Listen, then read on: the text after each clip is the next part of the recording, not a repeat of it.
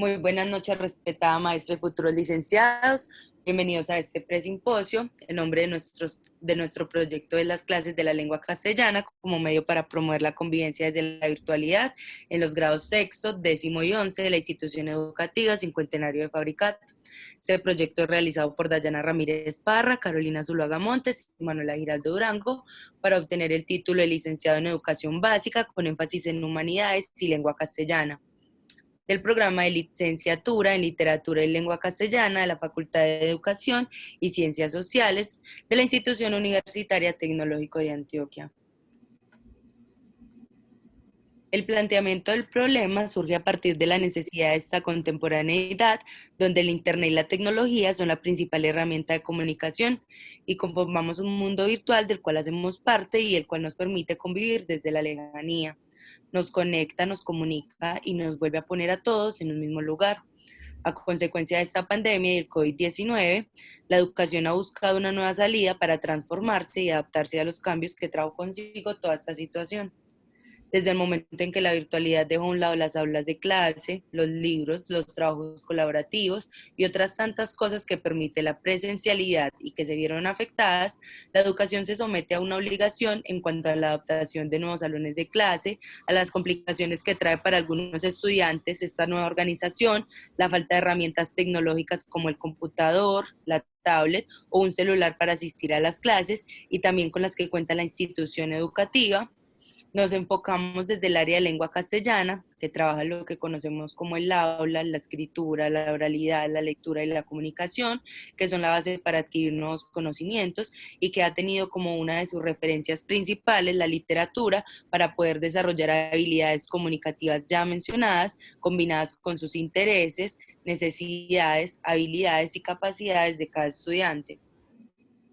El nuevo reto es no dejar perder las actividades que se llevaban a cabo en el aula, donde participaban los estudiantes y docentes, que también fortalecen su trabajo mediante la interacción y el aprendizaje por medio de herramientas y materiales que han cambiado debido a la situación presente. La justificación.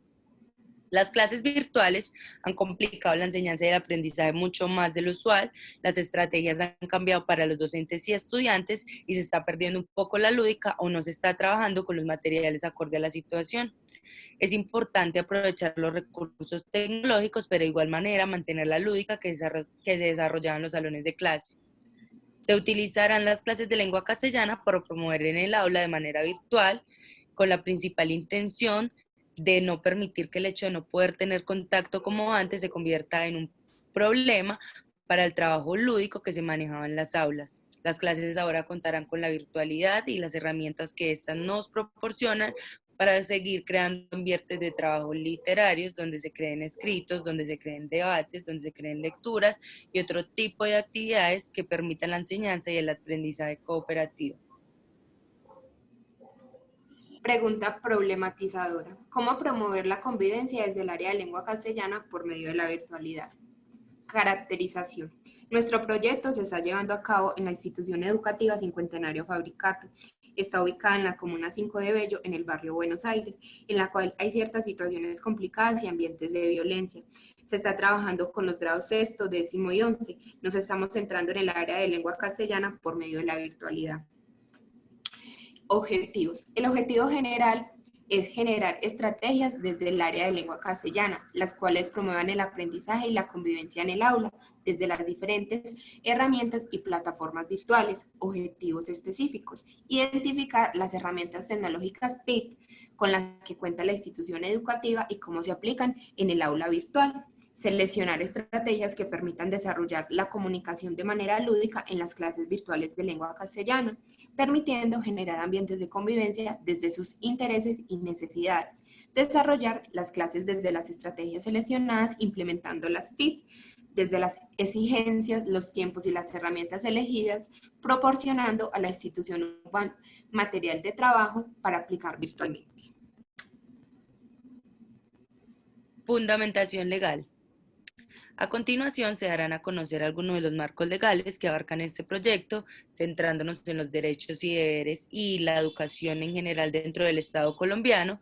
En esta parte nos centraremos en la Constitución Política de Colombia, la Ley General de Educación y el Código de Infancia y Adolescencia.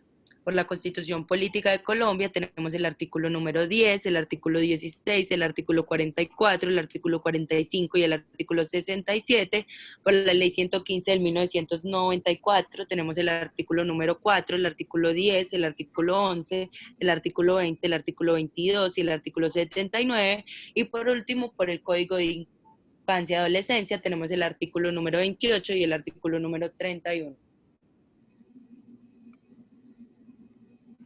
Respecto a nuestros antecedentes, trabajamos algunos documentos de este CAPLUN que nos habla en su documento Procesos Educativos y Canales de Comunicación sobre la escuela, su ambiente, su espacio físico y las posibilidades que esta ofrece de socialización, además la oportunidad de interactuar con un supervisor o tutor. También nos habla de la sustitución de todo lo anterior debido a la virtualidad.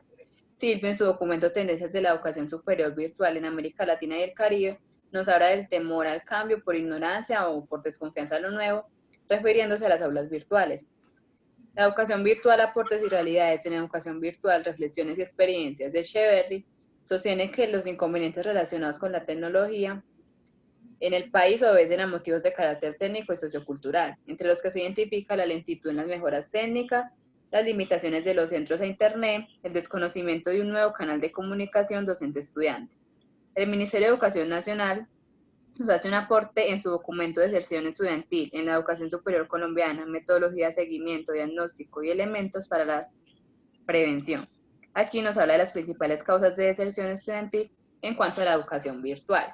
Por último, Colomer, en su documento La evolución de la enseñanza literaria, nos introduce a la literatura infantil y universal, a los diferentes grados, a las metodologías y pedagogías y a la interrelación entre la escuela y la vida.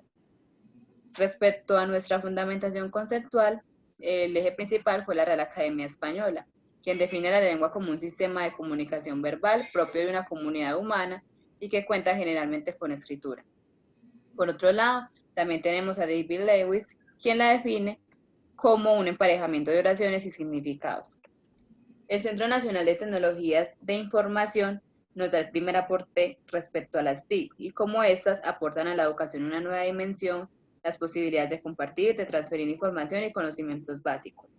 Respecto a este concepto, también tenemos aportes de Jaramillo, Castañeda, Pimienta y Alarcón, Ramírez y Vilches, en los cuales, resumidamente, se reconoce el hecho de que las TIC se están convirtiendo en un instrumento cada vez más indispensable en los centros educativos, y que estas consisten en el desarrollo de actividades encaminadas a que el conjunto de estudiantes las aprovechen para aprender con eficiencia y eficacia, es decir, que mejore sus competencias escolares. Por último, el concepto de convivencia lo abordamos desde Jares y su libro Pedagogía de la Convivencia, en donde tomamos las definiciones que él nos presenta respecto a la familia, la educación y las emociones. Para finalizar, nos gustaría citar una frase. No es el más fuerte de las especies el que sobrevive, tampoco es el más inteligente el que sobrevive, es aquel que es adaptable al cambio. Charles Darwin. Muchas gracias.